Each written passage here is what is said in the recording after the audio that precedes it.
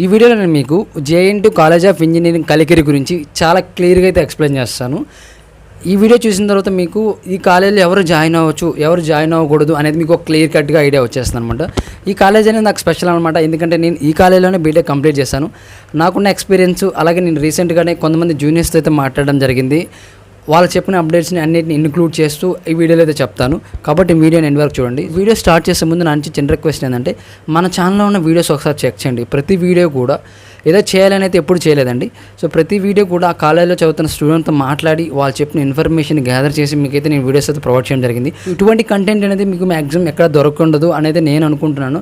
కాబట్టి చాలామంది మన వీడియోస్ చూస్తున్నారు, కానీ మన వీడియోస్ని లైక్ చేయడం అలాగే ఛానల్ సబ్స్క్రైబ్ చేసుకోవడం మర్చిపోతున్నారు అనమాట. మనం ఏదైతే జెన్యూన్ ఇన్ఫర్మేషన్ ప్రొవైడ్ చేస్తున్నామో ఎక్కువ మంది దగ్గరికి వెళ్తుంది. అది ఒకటే నా నుంచి నేను కోరుకునేది అనమాట. ఫస్ట్ మనకి లొకేషన్ అనేది చాలా ఇంపార్టెంట్ అనమాట.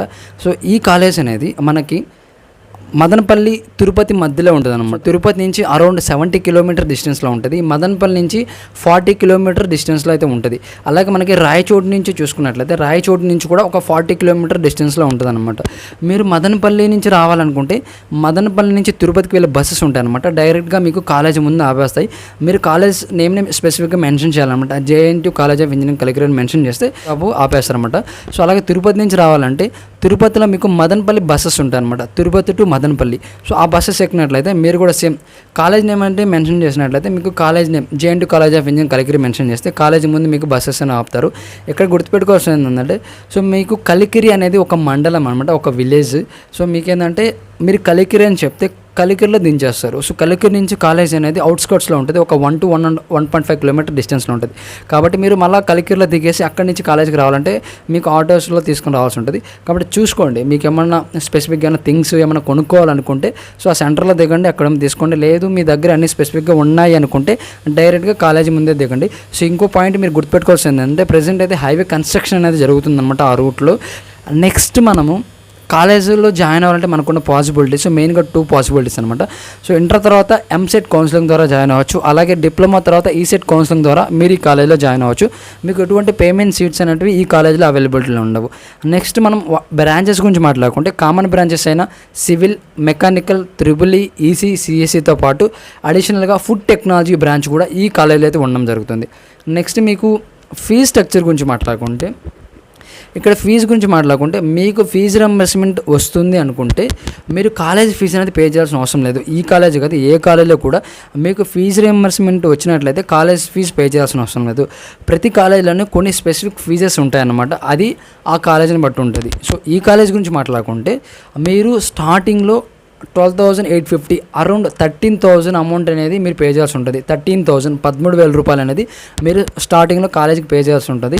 ఈ 13,000 రూపాయలు అనేది మీకు హాస్టల్కి ప్లస్ కాలేజీకి కలిపి ఉంటుందన్నమాట. హాస్టల్కి building fees, college building fees, ఇలా చాలా డిఫరెంట్ ఫీజెస్ మొత్తం కలిపి ఈ 13,000 రూపాయలు ఉంటుంది. మీకు ఫీజు రింబర్స్మెంట్ వచ్చినా రాకపోయినా కూడా ఇది ఫైనల్ ఇయర్ అన్ని ఇయర్స్కి కలిపి సింగిల్ టైం అనమాట. ఫస్ట్ ఇయర్లో ఫస్ట్ టైం పే చేయాల్సి ఉంటుంది. మీకు ఫీజు రింబర్స్మెంట్ రాకపోతే అడిషనల్గా కాలేజ్ ఫీజు అనేది 10,000 కాబట్టి ప్రతి ఇయర్ మీరు అడిషనల్గా 10,000 రూపీస్ పే చేయాల్సి ఉంటుంది. ఇవి ఫీజెస్ గురించి. హాస్టల్ ఫీజు గురించి మాట్లాడుకుంటే స్పెసిఫిక్గా హాస్టల్ ఫీజు అనేది ఏమీ ఉండదు. మీరు ప్రతి మంత్ మెస్ బిల్ పే చేయాల్సి ఉంటుంది. అదేది గుర్తుపెట్టుకోండి. ఈ మెస్ బిల్ అనేది మీరు 3 నుంచి 3.5K ఈ మధ్యలో ఉంటుంది. 3,000 నుంచి 3,500 మధ్యలో అయితే ఉంటుంది. అడిషనల్గా వచ్చేసి ఇంకా ఫీజెస్ అంటే మీరు ఆ సెమిస్టర్ వైజ్ ఎగ్జామ్ ఫీజు అది ఒక 700 రూపాయలు అలా ఉంటుంది అనమాట. అలాగే వచ్చేసి మీకు university fee every year pay చేయాల్సి ఉంటుంది. అది ఒక 2,000 నుంచి 3,000 మధ్యలో ఉంటుంది. మేజర్గా ఇవి మీరు పే చేసిన మొత్తం ఫీజెస్ అనమాట. అలాగే చాలామందికి ఒక ఉండే డౌట్ ఏంటంటే మాకు ఫీజు రింబర్స్మెంట్ వస్తుందా రాదని ఎలా తెలుస్తుందంటే చాలా సింపుల్ అండి. మీకు final step college allotment order అనమాట. అంటే మీరు వెబ్ ఆప్షన్స్ పెట్టుకున్న తర్వాత మీకు అలాట్మెంట్ ఆర్డర్ అనేది రిలీజ్ చేస్తారు ఒక పర్టికులర్ డేట్లో. అప్పుడు ఏంటంటే మీకు ఒక ఫామ్ వస్తుంది. ఆ ఫామ్లో మీకు ఏ కాలేజీలో సీట్ వచ్చింది, ఏ బ్రాంచ్లో సీట్ వచ్చింది, అలాగే ట్యూషన్ ఫీజ్ పెయిడ్ బై 0 అని ఉంటే మీరు ఎటువంటి అమౌంట్ పే చేయాల్సిన అవసరం లేదు. అలాగే tuition fee paid by some amount ఉంటే అప్పుడు మీరు ఆ కాలేజ్కి ద్వారా మీరైతే మనీ పే చేయాల్సి ఉంటుంది. ఎవరి పేరెంట్స్ అయితే గవర్నమెంట్ ఎంప్లాయీస్ ఉంటారో, అలాగే ఎవరి పేరెంట్స్ అయితే ఎక్కువ ట్యాక్సెస్ పే చేస్తుంటారు గవర్నమెంట్కి, వాళ్ళకి మ్యాక్సిమం ఈ యొక్క ఫీజు రింబర్స్మెంట్ రాదు. అలాగే మనకి కాలేజ్ హాస్టల్ రూమ్స్లో ఒక రూమ్కి 3 మెంబర్స్ అయితే అలాట్ చేస్తారు. అది ఫుడ్ అనేది ప్రిపేర్ చేస్తారు. అలాగే కాలేజ్ హాస్టల్లో మనకి మెస్ హాల్స్ ఉంటాయి అనమాట. మీరు అక్కడికి వెళ్ళి తినాల్సి ఉంటుంది. గర్ల్స్కి బాయ్స్కి హాస్టల్స్ అనేవి సపరేట్గా ఉంటాయి. సపరేట్గా వాళ్ళైతే ఫుడ్ అయితే ప్రిపేర్ చేయడం జరుగుతుంది. గర్ల్స్కి కూడా same around monthly 3 to 3.5K ఈ మధ్యలోనే ఉంటుంది అనమాట. సో నెక్స్ట్ రెస్ట్రిక్షన్స్ గురించి మాట్లాడుకుంటే, సో బాయ్స్కి అయితే అంత రెస్ట్రిక్షన్స్ ఏమి ఉండవు. సో మీకు ఇష్టం వచ్చినట్లు ఉండొచ్చు అనమాట. బట్ గర్ల్స్కి అయితే ఏంటంటే బయటకు వెళ్ళడానికి అవకాశం ఉండదు. సో వీక్లీ వన్స్ మ్యాక్సిమం మీకైతే అవుటింగ్ పంపిస్తారు. ఇన్ కేసు మీరు బయటకు వెళ్ళాలనుకుంటే మీ పేరెంట్స్ చేత కాల్ చేయించి, సో వార్డెన్స్ చేత సైన్ చేయించుకొని మీరైతే బయటకు వెళ్ళాల్సి ఉంటుంది. అలాగే మనకి ర్యాగింగ్ గురించి మాట్లాడుకుంటే ప్రెసెంట్ అంత ర్యాగింగ్ అయితే ఏమి ఉండదు, అసలు ర్యాగింగ్ అయితే ఉండదు. సో కొంతమంది అతినాలు అని ఉంటారు కదా, సో వాళ్ళు చేసే అవకాశం ఉంటుంది. ప్లస్ మేజర్గా అయితే ఉండదు, ఎందుకంటే చాలా ప్రాబ్లమ్స్ వాళ్ళు ఫేస్ చేస్తారు కాబట్టి మ్యాక్సిమం ఎవరు అంత పెద్దగా ర్యాంక్ అయితే చేయరు. సో దాని గురించి మీరు వరి అవ్వాల్సిన అవసరం లేదు. నెక్స్ట్ ఇంకా ఫుడ్ గురించి మాట్లాడుకుంటే, సో నేను రీసెంట్గానే చెప్పాను కదా, మాట్లాడాను మా జూనియర్స్తో. సో ఒక అబ్బాయి అయితే బాగుంటుంది బ్రో అన్నాడు, ఒక అబ్బాయి పర్లేదు బ్రో యావరేజ్ అన్నాడు. ఇలా డిపెండ్స్ అనమాట. సో హాస్టల్ ఫుడ్ గురించి మనమైతే స్పెసిఫిక్గా బాగుంటుంది అనేది కామెంట్ చేయలేము. బట్ ఒక పాయింట్ అయితే నేనైతే చెప్పగలను, మీరు ఖచ్చితంగా హాస్టల్లో జాయిన్ అయిన తర్వాత ఈ ఫుడ్ అనే విషయంలో ఖచ్చితంగా కాంప్రమైజ్ అవ్వాల్సి ఉంటుంది అనమాట, అడ్జస్ట్ అవ్వాల్సి ఉంటుంది. హాస్టల్లో రూమ్స్ అనేటివి బాగుంటాయండి, చాలా బాగుంటాయి.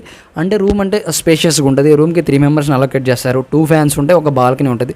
బట్ ఓన్లీ ప్రాబ్లం ఏంటంటే, సో ఇక్కడ బాత్రూమ్ డోర్స్ కానివ్వండి, సో ఇక రూమ్స్ డోర్స్ కానీ ఇవి కొద్దిగా పగిలిపోయి ఉంటాయి అనమాట. సో ప్రతి రూమ్ అని చెప్పలేను, సో కొన్ని రూమ్స్ అనమాట. ఎందుకంటే ఇంతకుముందు బ్యాచెస్ వాళ్ళు ఉంటారు కదా, సో వాళ్ళు పగలగొట్టినట్టు ఉంటాయి. సో దాన్ని రిపేర్ చేయకుండా, సో మోడిఫికేషన్ చేయకుండా అలాగే ఉంటుంటాయి అనమాట. సో ఇది కొద్దిగా మీకు ప్రాబ్లం అనిపించవచ్చు. మేజర్గా ఫ్యాకల్టీ గురించి మాట్లాడుకుంటే, సో ఒకే పాయింట్ చెప్తాను ఇక్కడ. మీరు స్పెసిఫిక్గా మాకు ఫ్యాకల్టీ అవసరం లేదు అంటే, ఫ్యాకల్టీ మాకు స్పెసిఫిక్గా చెప్పకపోయినా పర్లేదు, మేము స్కిల్స్ డెవలప్ చేసుకోగలం అనుకుంటే మీరు కాలేజెస్ చూస్ చేసుకోవచ్చు అనమాట. ఎందుకంటే సో మెజారిటీ, సో మీరు చాలా తక్కువ ఫ్యాకల్టీ మీకు బాగా చెప్తున్నారు అనే ఫీలింగ్ వస్తుంది అనమాట.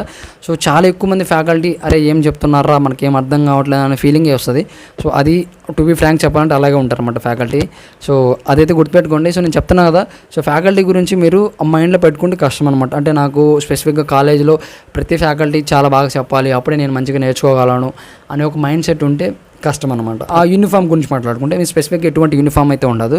బట్ ల్యాబ్స్కి వెళ్ళేటప్పుడు ఖచ్చితంగా స్పెసిఫిక్గా యూనిఫామ్ ఉంటుంది అనమాట. సో కాబట్టి అప్పుడు ఆ పర్టికులర్ యూనిఫామ్ అనేది మీరు తీసుకోవాల్సి ఉంటుంది. అలాగే షూస్ ఉంటాయి, అవి కూడా వేసుకోవాల్సి ఉంటుంది.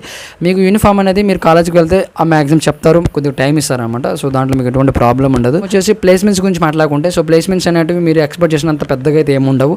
సో ఈ ఇయర్ అయితే కేవలం సాఫ్ట్వేర్ రిలేటెడ్ ప్లేస్మెంట్స్ అయితే ఒక 3 మెంబర్స్ 4 మెంబర్స్ అయితే జాబ్స్ తెచ్చుకున్నారనమాట. అది కూడా ఆన్ క్యాంపస్ అయితే కాదు. సో టీసీఎస్ కంపెనీ అయితే, సో వాళ్ళు జేఎన్టీయూ కాలేజెస్ అయితే ఎవరైతే ఉన్నారో వాళ్ళకి ప్రియారిటైజ్ చేసుకొని, సో ప్రతి కాలేజెస్లో ఒక 10 or 15 మెంబర్స్ ఎవరైతే హై ప్రియారిటీ ఉంటారో, సో ఎవరైతే టాప్ స్టూడెంట్స్ ఉంటారో 10 మెంబర్స్ని వాళ్ళైతే రికమెండ్ చేయమన్నారు అనమాట. సో ఎవరైతే కాలేజ్ నుంచి ఒక పర్టికులర్ లిస్ట్ అనేది రికమెండ్ చేసిన తర్వాత వాళ్ళకి ఎగ్జామ్స్ కండక్ట్ చేశారు, అలాగే వాళ్ళకి ఏంటంటే ఇంటర్వ్యూ కండక్ట్ చేశారు ఎవరైతే క్రాక్ చేశారో. సో ఓవరాల్గా నేను మాట్లాడినప్పుడు నాకు చెప్పిన దాని ప్రకారం అయితే స్టూడెంట్స్ ఒక 3 to 4 మెంబర్స్కి అయితే జాబ్స్ వచ్చాయని చెప్పడం జరిగింది. సో మిగతా వాళ్ళకి అయితే ఎవరికి రాలేదు. అలాగే కోర్ రిలేటెడ్ ఎవరైతే సివిల్ మెకానిక్ రిలేటెడ్ ఉందో వాళ్ళకు కూడా ఎటువంటి ప్లేస్మెంట్స్ అయితే రాలేదు. అలాగే ఓన్లీ ఒక పర్సన్ అయితే తన ఓన్గా ఎల్ఎన్టీలో జాబ్ కొట్టడం జరిగింది అని అయితే చెప్పడం జరిగింది. సో ఓవరాల్గా ఏంటంటే మీకు ప్లేస్మెంట్స్ అనేవి ఖచ్చితంగా వస్తాయని చెప్పలేము ప్రెసెంట్ అయితే సిచ్యువేషన్లో. సో ఫ్యూచర్లో ఎలా ఉంటుంది అయితే చెప్పలేము. సో మనకు ప్లేస్మెంట్ సెల్ అనేది ఉందన్నమాట. సో వాళ్ళు అయితే ట్రై చేస్తూ ఉంటారన్నమాట వచ్చేదానికి. మనకి కలికిరికి రైల్వే స్టేషన్ ఫెసిలిటీ ఉందన్నమాట. సో మీ నియరెస్ట్ రైల్వే స్టేషన్ నుంచి ఈ రైల్వే స్టేషన్కి కలికిరి అనమాట రైల్వే స్టేషన్ నేమ్. సో ఒకసారి చూడండి, మీకు ట్రైన్ ఫెసిలిటీ కూడా ఉంటుంది. అలాగే మనకి కాలేజ్ ఇన్ఫ్రాస్ట్రక్చర్ అనేది చాలా బాగుంటుంది అనమాట. ల్యాబ్స్ కూడా మనకి కావాల్సిన ఎక్విప్మెంట్ అంతా ఉంటుంది. బట్ ఇంతకు ముందు చెప్పినట్లు మీకు వాటిని ప్రాపర్గా యూటిలైజ్ చేసుకునేదానికి ఎక్స్ప్లెయిన్ చేసేదానికి మీకు అంత రిక్వైర్డ్ ఫ్యాకల్టీ అయితే ఎవరు ఉండరు. సో అదైతే గుర్తుపెట్టుకోండి. అలాగే మనకి అటెండెన్స్ రూల్స్ చెప్పడం మర్చిపోయాను అనమాట. మీకు అటెండెన్స్ అనేది ఖచ్చితంగా 75% ఉంటే మీరు నెక్స్ట్ సెమిస్టర్కి ప్రమోట్ అవుతారు. 65% కన్నా తక్కువ ఉన్నదంటే మిమ్మల్ని డీటైన్ చేసడానికి ఛాన్స్ ఉంటుంది అనమాట. 65 to 75 మధ్యలో ఉంటే మీకు కండోనేషన్ ఫీజు అనేది మీకు కట్టించుకొని మిమ్మల్ని అయితే ప్రమోట్ చేస్తారు. ఫైనల్గా ఎవరైతే మేము మా ఓన్గా స్కిల్స్ని డెవలప్ చేసుకోగలము, మేము ఫ్యాకల్టీ మీద డిపెండ్ అవ్వాల్సిన అవసరం లేదు, అలాగే మాకు చాలా తక్కువ కాస్ట్లో మా బీటెక్ అనేది కంప్లీట్ అవ్వాలి అనుకునే వాళ్ళు మీరు పర్ఫెక్ట్గా ఈ కాలేజ్ అయితే చూస్ చేసుకోవచ్చు. At the same time off క్యాంపసెస్లో మేము ట్రై చేసి మేము జాబ్ కొట్టుకోగలం అనే వాళ్ళు ట్రై చేయొచ్చు అనమాట. సో ఆన్ క్యాంపస్ అనేది మనం చెప్పలేమన్నమాట. సో మీరు ఇప్పుడు జాయిన్ అయితే నెక్స్ట్ 4 yearsకి ఆ జాబ్ మార్కెట్ సిచ్యువేషన్ అనేది ఏ విధంగా ఉంటుందో దాన్ని బట్టి ప్లేస్మెంట్స్ అనేది జరుగుతూ ఉంటాయి. సో ఈ కాలేజ్ అయినా కాదు, మీరు ల్యాక్స్ ఆఫ్ మనీ పే చేసి బయట అవుట్ సైడ్ ఏవైతే ప్రైవేట్ కాలేజెస్ ఉంటాయో, సో అక్కడ కూడా ప్రెజెంట్ సిచ్యువేషన్ అలాగే ఉంది. సో జాబ్ మార్కెట్ తక్కువ ఉంది, వాళ్ళకు కూడా చాలా తక్కువ మందికి జాబ్స్ వస్తాయన్నమాట. వాళ్ళైతే బీటెక్ కంప్లీట్ చేయడానికి ఆల్మోస్ట్ 15 lakhs నుంచి 20 lakhs దాకా పే చేసిన వాళ్ళు వితౌట్ జాబ్ బయటకు వస్తున్నారు అనమాట. సో ఇది డార్క్ రియాలిటీ అనమాట. కాబట్టి చూడండి, సో మీకు నేను చెప్పిన కండిషన్స్ ఏవైతే మీరు సాటిస్ఫై అయితే, మీకు సాటిస్ఫై అవుతాయి అనుకుంటే మీరు జాయిన్ అవ్వండి. బట్ నేను ఇచ్చే రికమెండేషన్ ఏంటంటే, మీరు కాలేజీలో జాయిన్ అయినప్పుడు ఫస్ట్ ఇయర్ సెకండ్ ఇయర్లో ఒక మంచి ల్యాప్టాప్ తీసుకోండి. సో తక్కువ కాస్ట్లో అయినా పర్లేదు, సెకండ్ హ్యాండ్ అయినా పర్లేదు, ఒక ల్యాప్టాప్ అయితే తీసుకొని సో మీరు ఏవైతే స్కిల్స్ నేర్చుకుంటారో వారికి ప్రాక్టీస్ చేయండి. అప్పుడు మీకు కాన్ఫిడెన్స్ బిల్డ్ అవుద్ది. సో ప్రతి ఒక్కరికి నేను ఇదే చెప్పగలను. ఎందుకంటే సో మీరు ఏవైతే నేర్చుకుంటారో వన్స్ ప్రాక్టీస్ చేస్తేనే మీకు ఒక ఐడియా ఉంటుంది అనమాట. ఒక ఐడియా ఉంటుంది, ఒక కాన్ఫిడెన్స్ అనేది వస్తుంది. సో మీరు పర్లేదు, ఎందుకంటే మీరు ఈ కాలేజీలో చాలా తక్కువ ఫీజు ఉంటుంది మీ బీటెక్ కంప్లీట్ అయిపోవడానికి. కాబట్టి మీ పేరెంట్స్ని అడిగి ఒక మంచి ల్యాప్టాప్ అయితే తీసుకొని సినిమాలు చూడడానికే కాకుండా అప్పుడప్పుడు మీరు నేర్చుకున్న స్కిల్ని దాని మీద పెట్టండి. సో అప్పుడే మీకు యూస్ఫుల్ అవుతుంది. సో అలాగే మీరు చాలా విషయాలు తెలుసుకోవచ్చు అనమాట ఈ మొబైల్, ఈ ల్యాప్టాప్ వల్ల. సో చాలా అంటే చాలా యూస్ఫుల్ అవుతుంది మీ లైఫ్లో.